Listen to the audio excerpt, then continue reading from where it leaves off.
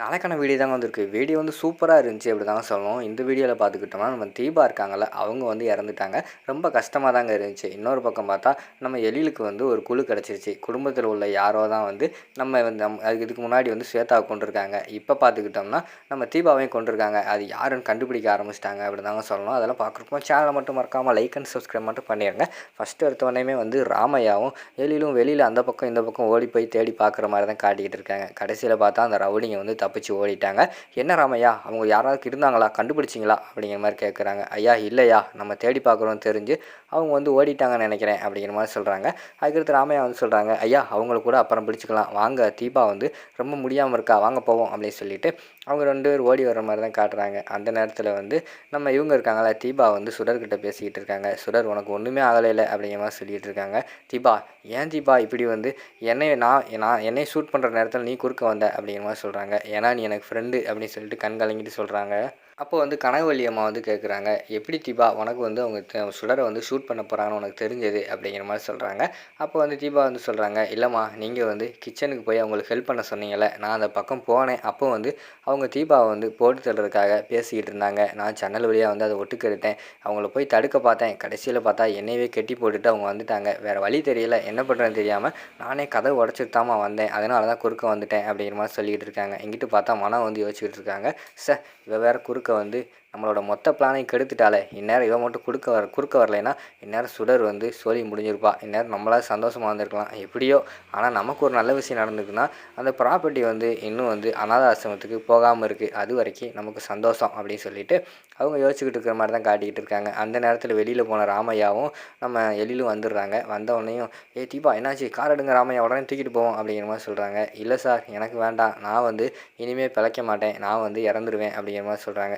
அதெல்லாம் கிடையாது, ஒன்றும் கிடையாது, நான் உன்னை காப்பாற்றிடுவேன் அப்படின்னு சொல்லிட்டு எழுதி சொல்கிறாங்க. இல்லை சார் எனக்கு வந்து தெரியுது, நான் வந்து இனிமேல் பிழைக்க மாட்டேன், எனக்கு தெரிஞ்சு போச்சு, வேண்டாம் சார் நீங்கள் வந்து கஷ்டப்பட வேண்டாம், இத்தனை பேர் நல்லவங்க இருக்கீங்க, உங்கள் முன்னாடி வந்து என்னோடய உயிர் விடுறதுல வந்து எனக்கு ரொம்ப சந்தோஷம் தான் அப்படிங்கிற மாதிரி சொல்லிக்கிட்டு இருக்கிற மாதிரி தான் காட்டுறாங்க. அங்கனக்குள்ளே பக்கத்தில் வேறு இந்து நின்று ஃபீல் பண்ணி அழுதுகிட்டு இருக்காங்க. தீபா உன்னை நினச்சா எனக்கு ரொம்ப பெருமையாக இருக்குது, என்னோட தங்கச்சியாக இருந்தாலும் என் தங்கச்சிக்காக நீ வந்து உயிரை விட்டுருக்க, நீயும் எனக்கு ஒரு தங்கச்சி தான் அப்படி சொல்லிட்டு அவங்க கண்ணீர் விட்டு அழுதுகிட்டு இருக்காங்க. அவங்க அழுகிறது பார்த்தா கடைசியில் தீபா கண்ணுக்கு தெரிய ஆரம்பிச்சிடுது. ஏன்னா அவங்களோட உயிர் வந்து பிரிய போதில். அதனால் வந்து அவங்க சொல்கிறாங்க, தீபா சாரி சுடர், எனக்கு வந்து இந்து அக்காவோட ஃபேஸ் தெரியுது, அவங்க இங்கே தான் இருக்காங்க, இங்கே தான் நின்றுக்கிட்டு இருக்காங்க அப்படின்னு சொல்லிகிட்டு இருக்காங்க. எங்கேன்னு சொல்லிட்டு சுடர் வந்து கேட்குறாங்க. டக்குன்னு அந்த இடத்துல வந்து தீபா வந்து கண்ணை மூடிடுறாங்க. அந்த உடனே மறு செகண்டே வந்து ஃபோன் அதான் போலீஸ்க்கு வந்து கால் பண்ணியிருந்தாங்கள்ல ஒரு அக்கா வந்து, உடனே போலீஸ்காரங்க வந்து வந்துடுறாங்க. வந்தவொடனே சார் என்ன சார் ஆச்சு அப்படிங்கிற மாதிரி கேட்காங்க. அவங்க நடந்ததெல்லாம் நம்ம எழில் வந்து சொல்லிகிட்டு இருக்காங்க. சார் அந்த அக்யூஸ்ட் வந்து இங்கே தான் எங்கேயாவது இருப்பான், நீங்கள் நான் ஃப்ரீயாக விடுங்க, நான் வந்து அவங்கள கண்டுபிடிச்சிக்கிறேன் அப்படிங்கிற மாதிரி சொல்கிறாங்க. சார் சொல்கிறேன் தப்பாக நினைக்காதீங்க, இவ்வளோ இஷ்யூ ஆயிடுச்சு, அதனால் வந்து இந்த பொண்ணை வந்து கண்டிப்பாக வந்து நாங்கள் எடுத்து ஹேண்டில் பண்ணுறது தான் கரெக்டாக இருக்கும், நீங்கள் விட்டுருங்க அப்படிங்கிற மாதிரி சொல்லிகிட்டு இருக்காங்க. சார் எப்படியாவது வந்து அவனை பிடிக்கணும் சார், யார் இதுக்கு காரணம் அப்படின்னு சொல்லிவிட்டு அவனை வந்து நம்ம கண்டுபிடிச்சே ஆகணும். இதுக்கு முன்னாடி அப்படி தான் யாரோ வந்து ஒரு பொண்ணை சுட்டாங்க, அது வந்து ஸ்வேதா, அது யாருன்னே தெரியலை இப்போ வரைக்கும். இப்போ பார்த்துக்கிட்டோம்னா இப்போ வந்து எங்கள் வீட்டில் இருந்த எங்கள் சுடரோட ஃப்ரெண்டையே சுட்டுட்டாங்க. எனக்கு என்னமோ வந்து எங்கள் குடும்பத்தையே பாயிண்ட் அவுட் பண்ணுற மாதிரி ஏதோ நடக்கிற மாதிரி தெரியுது, நீங்கள் தான் சார் கண்டுபிடிக்கணும் அப்படி சொல்லிட்டு எழில் வந்து சொல்கிறாரு. சரி சார் கண்டுபிடிச்சிருவோம். உடனே வந்து போலீஸ் இன்ஸ்பெக்டர் வந்து கூட வந்து இன்னொரு போலீஸ்காரங்க சொல்கிறாங்க, போய் இந்த இடத்துல உள்ள எல்லா சிசிடிவி கேமராவையும் ஆன் பண்ணி செக் பண்ணுங்கள், யார் வந்திருக்கா யார் போயிருக்கா, எனக்கு எல்லா டீட்டெயில் வேணும் அப்படின்னு சொன்னோடனே அவங்க வந்து செக் பண்ண போகிறாங்க. போய் செக் பண்ணி பார்க்குறாங்க. பார்த்தா இன்றைக்குள்ள அந்த சிசிடிவி ஃபுட்டேஜ் எல்லாமே அழிஞ்சு போச்சு. அதை பார்த்தோன்னே அவங்களே பயங்கரமாக ஷாக் ஆகிடுறாங்க. விறுவிறுன்னு வந்து போலீஸ்காரங்கிட்ட வந்து சொல்கிறாங்க, சார் இன்றைக்கான சிசிடிவி ஃபுட்டேஜை யாரோ வந்து டெலீட் பண்ணிட்டாங்க, யாரோ பிளான் பண்ணி தான் சார் பண்ணியிருக்காங்க அப்படின்னு சொல்லிட்டு அவங்க சொல்கிறாங்க. சார் விடுங்க சார், நாங்கள் பார்த்துக்குறோம், நீங்கள் ஃப்ரீயாக வீட்டுக்கு போங்க அப்படின்னு சொல்லிட்டு அவங்க வந்து வீட்டுக்கு அனுப்பி வைக்கிறாங்க. வீட்டில் வந்து பார்த்தா நம்ம சுடருக்கு வந்து அந்த அதிர்ச்சியிலேருந்து மீளவே இல்லை. டக்குன்னு அவருக்குள்ள ஒரு வாட்டர் பாட்டில் தான் கீழே விழுகுது டம்முன்னு. ஆமாம் அந்த துப்பாக்கி சத்தம் என் காதில் கேட்குதுன்னு சொல்லி அலற ஆரம்பிச்சிடுறாங்க. அது வந்து சும்மா வாட்டர் கேன் தான் சுடர் அப்படின்னு சொல்லிட்டு கனகவள்ளி அம்மா வந்து சொல்கிறாங்க. இல்லைம்மா இது வந்து அந்த துப்பாக்கி சத்தம் தான், எனக்கு கேட்குது அப்படிங்கிற மாதிரி சொல்கிறாங்க. அதுக்கடுத்து ராமையா எல்லாருமே வந்து இல்லை சுடர், அது வந்து அந்த வாட்டர் கேன் சவுண்டு தான் அப்படின்னு சொன்ன பிறகு அவங்க வந்து அமைதியாகிறாங்க. மறுநாள் காலையில் பார்த்துக்கிட்டோம்னா குழந்தை எல்லாமே ஸ்கூலுக்கு கிளம்பி போய்கிட்டு இருக்காங்க. அப்போது வந்து ராமையா வந்து வண்டி எடுக்க போகிறாங்க. நில்லுங்க ராமையா, நானும் வாரேன் அப்படிங்கிற மாதிரி சொல்கிறாங்க. ஏம்மா உங்களுக்கு என்ன திடீர்னு வாரீங்க அப்படின்னு கேட்டவனையும் குழந்தைகள் சொல்கிறாங்க, இல்லை சுடர் எங்களுக்கு இன்றைக்கி பேரண்ட்ஸ் மீட்டிங் எதுவும் இல்லை, நீங்கள் யாரும் வந்து சுடரை கூப்பிட்டீங்களா அப்படின்னு சொல்லிட்டு அபி வந்து கேட்குறாங்க. எல்லாருமே இல்லையே இல்லையே அப்படிங்கிற மாதிரி சொல்கிறாங்க. நீங்கள் யாருமே கூப்பிடல, ஆனால் நான் வந்து வரணும் அப்படிங்கிற மாதிரி சொல்கிற மாதிரி காட்டுறாங்க. சரி நான் வாரேன் அப்படின்னு சொல்லிட்டு அவங்க வந்து ஏறி உட்காந்துக்கிறாங்க. ஸ்கூலுக்கும் போயிடுறாங்க. போகிற வழியில் பார்த்தா எதுக்கு நிறைய வண்டி வருது, அதை பார்த்து பயப்படுறாங்க. ராமையா பார்த்து ஓட்டுங்க, இங்கிட்டு வாங்க அங்கிட்டு வாங்க அப்படின்னு சொல்லிட்டு ராமையாவே தொல்லை பண்ணிடுறாங்க. சுடர் ரோடுனா 4 பேர் அப்படி இப்படி வரத்தான் செய்வாங்க, நம்ம பார்த்து ஓட்டிக்கலாம், ஃப்ரீயாக விடு அப்படிங்கிற மாதிரி சொல்கிறாங்க.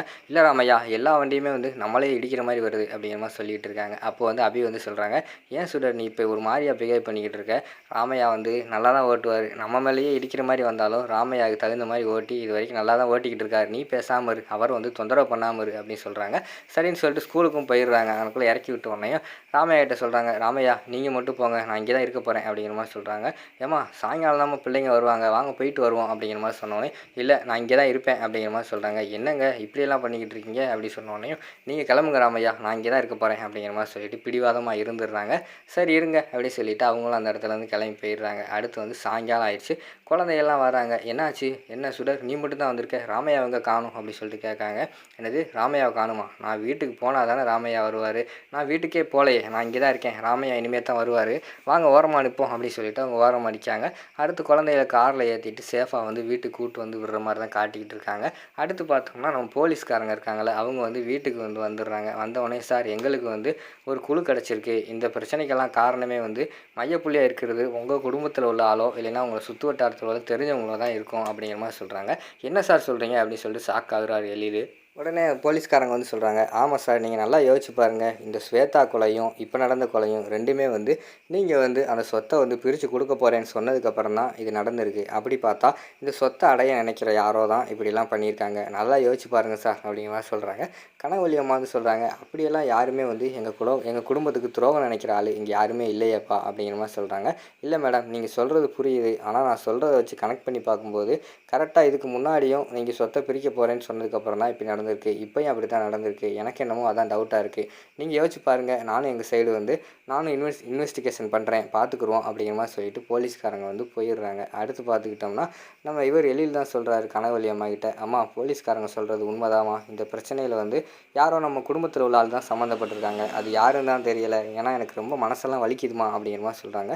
என்னப்பா சொல்கிற அப்படின்னு சொல்லிட்டு அவங்க கேட்காங்க. ஆமாம்மா நல்லா யோசிச்சு பாருங்கள், இதுக்கு முன்னாடியும் நம்ம வந்து சொத்தை பிரிக்கலான்னு பேசணும், அதான் மறுநாளே வந்து ஸ்வேதா வந்து தங்கச்சின்னு சொல்லி வீட்டுக்கு வந்தா. இப்போ பார்த்துக்கிட்டோம்னா கரெக்டாக சுடர் கையெழுத்து போட போகிறா, சுடர் ஃப்ரெண்டாக இருந்த தீபா வந்து சுடருக்காக வந்து உயிரை விட்டா. நல்லா யோசிச்சு பாருங்கள், 2 பேரையுமே சுட்டு தான் கொண்டிருக்காங்க, யாரோ நம்மளை ஃபாலோ பண்ணுறாங்க, நம்ம குடும்பத்து ஆளுங்க வந்து யாரோ வந்து இப்படி பண்ணிக்கிட்டு இருக்காங்க, ஆனால் யாருன்னு மட்டும் தெரியட்டும், அவங்கள சும்மா விட மாட்டேன், கூட இருந்தே குழி பறிக்கிறவங்கள எனக்கு சுத்தமாக பிடிக்காது, பார்ப்போம் யாருன்னு மட்டும் என் கையில் கிடச்சாங்கன்னா அவங்க அவ்வளோதாம்மா, அதுக்கடுத்து அவங்க வாழ்க்கையில் மறக்க முடியாத தண்டனை வந்து நான் கொடுப்பேன் அப்படின்னு சொல்லிட்டு அந்த இடத்துல வந்து கோவப்பட்டுக்கிட்டு இருக்கிற மாதிரி காட்டுறாங்க.